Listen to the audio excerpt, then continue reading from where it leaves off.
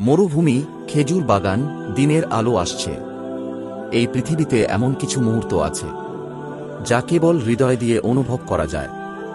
আজ এমনই এক ঘটনা, একটি গাছের কান্না, রাসূলের ভালোবাসায় ডুবে থাকা একটি খেজুর গাছের মর্মস্পর্শী কাহিনী। মদিনায় নববী মসজিদে রাসূল সাল্লাল্লাহু আলাইহি ওয়াসাল্লাম প্রতিটি জুমার খুতবা দিতেন একটি খেজুর গাছের গুঁড়ির পাশে দাঁড়িয়ে। কোনো মঞ্চ ছিল না তখন, সেই গাছটি যেন তাঁর একান্ত সাথী হয়ে উঠেছিল।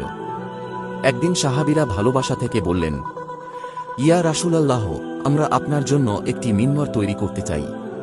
রাসূল সাল্লাল্লাহু সম্মতি দিলেন। তারা সুন্দর একটি কাঠের মিম্বর তৈরি করল, যাতে তিনি সহজে দাঁড়িয়ে কথা বলতে পারেন। সেই শুক্রবার রাসূল সাল্লাল্লাহু প্রথমবারের মতো নতুন মিম্বরে দাঁড়িয়ে খুতবা শুরু করলেন।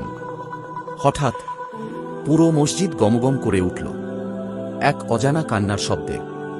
সবার দৃষ্টি গেল সেই পুরনো খেজুর গাছের গুঁড়ির দিকে। সে কাঁদছে, শিশুর মতো কাঁদছে, জোরে, ব্যথায় ভরা কণ্ঠে। রাসূল সাল্লাল্লাহু আলাইহি ওয়াসাল্লাম মিম্বর থেকে নেমে এলেন। তিনি সেই গাছের গুঁড়িকে জড়িয়ে ধরলেন। তারপর গাছটি শান্ত হয়ে গেল।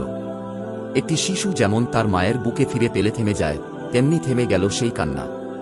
রাসূল সাল্লাল্লাহু বললেন, সে গাছটি কাঁদছিল কারণ সে আল্লাহর রাসূলের কাছ থেকে খুতবা শুনতে পারছিল না। সহিহ বুখারী, হাদিস 3401। এটা কোনো অলীক গল্প নয়, এটা আল্লাহর রাসূলের যুগের সত্য ঘটনা। গাছও রাসূলের সান্নিধ্য হারিয়ে বিষণ্ণ হয়ে পড়েছিল। একটি গাছ রাসূলের কথা শুনে, তাঁর সঙ্গ পেয়ে, তাঁর ভালোবাসায় ডুবে কেঁদে ফেলেছিল। আজ আমরা যারা মানুষ, আমরা কি রাসূলকে ভালোবাসি সেইভাবে? আমরা কি কাঁদি তাঁর সুন্নাহ ছেড়ে যাওয়ার জন্য? চলো প্রিয় ভাই ও বোন, চলো আমরা তাঁর সুন্নাহকে আঁকড়ে ধরি। চলো তাঁর ভালোবাসায় জীবন বদলাই।